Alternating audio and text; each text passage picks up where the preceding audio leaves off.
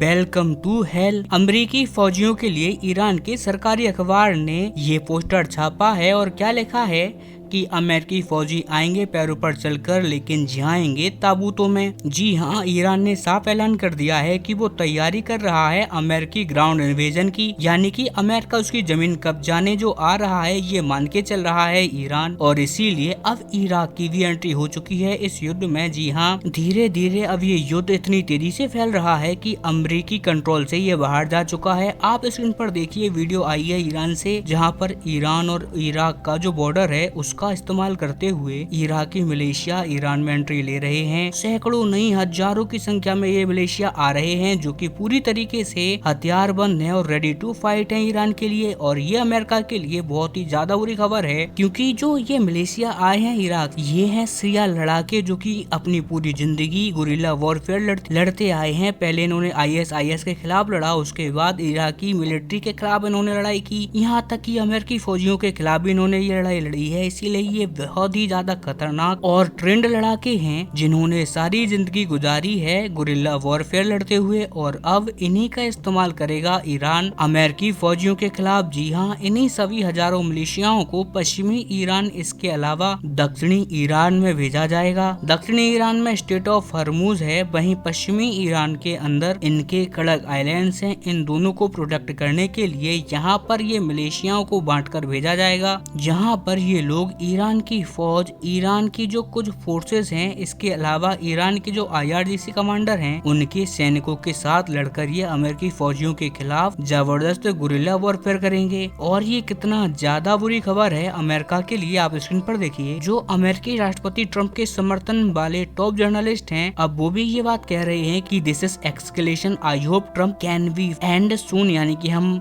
उम्मीद करते हैं कि ट्रंप इसे जल्दी ही खत्म करेंगे, वरना अमेरिका समझो गया अरब से। और बात केवल अमेरिकी डोमिनेंस की अब नहीं रही है, बल्कि हजारों अमेरिकी फौजियों की जान की बात है, क्योंकि ट्रंप की जो जिद है, जो इंसेन युद्ध लड़ रहे हैं ये लोग, ये इसकी वजह से अमेरिकी हजारों सैनिक मारे जाएंगे, ये बात निश्चित है। और ये बात ट्रंप भी समझते हैं, लेकिन दिक्कत ये है ट्रंप के सामने कि उन्हें फेस सेविंग नहीं मिल रही है। मतलब अगर वो युद्ध से ऐसे ही अचानक से एग्जिट करने का ऐलान कर देते हैं तो ये अमेरिका के लिए सबसे बड़ा ह्यूमिलिएशन होगा, सबसे ज्यादा बेइज्जती होगी यहाँ पर डोनाल्ड ट्रंप की। इसीलिए वो फेस सेविंग करना चाहते हैं कि कुछ ऐसा उन्हें मिल जाए जिससे दिखाकर वो अपनी पीठ थपथपा सके और कह सके कि युद्ध अमेरिका ने जीता। और ट्रंप को लगता है कि कड़क आइलैंड उन्हें फेस सेविंग दिला सकता है। अगर वो इस छोटे से आइलैंड पर कब्जा कर लेंगे तो ईरान इसके बदले युद्ध रोकने को भी रेडी हो जाएगा और ट्रंप को कुछ ऐसा भी दे देगा जिससे कि उनकी लाज बच जाए। वरना अमेरिका इस युद्ध को सिर्फ हारेगा नहीं, बल्कि वियतनाम युद्ध के बाद दूसरी सबसे बड़ी ह्यूमिलिएशन झेलेगा under the president Donald Trump. उनकी पूरी लेगेसी मिट्टी में मिलने वाली है। इसीलिए इस युद्ध के अंदर बहुत कुछ अब दांव पर लग गया है, लेकिन ट्रंप और अमेरिका का जो होगा देखा जाएगा। फिलहाल दो देश इसमें सबसे ज्यादा विजेता बनकर सामने आ रहे हैं। पहला तो है इजराइल, दूसरा है सऊदी अरेबिया। इजराइल का तो आप जानते ही होंगे क्यों, क्योंकि उसने अपने लगभग सारे टारगेट ईरान के अंदर अचीव कर लिए हैं। जो थोड़े बहुत बचे हैं वो भी आने वाले 2-4 दिनों में अचीव कर लेंगे। लेकिन सऊदी अरेबिया क्यों, ये तो मैं आपको एक अलग से स्पेशल वीडियो बनाकर बताऊंगा, और बताऊंगा उसमें कि कैसे इस युद्ध को फ्यूल कर रहा है इस टाइम पर सऊदी अरेबिया, और चाहता है वो कि ग्राउंड इन्वेजन हो ईरान का। और उस वीडियो को देखने के लिए आपको इस चैनल को सब्सक्राइब जरूर करना पड़ेगा, वरना आप वो वीडियो मिस कर जाओगे। मोस्ट प्रोबेबली कल सुबह या शाम तक आपको वो वीडियो देखने को मिल जाएगी।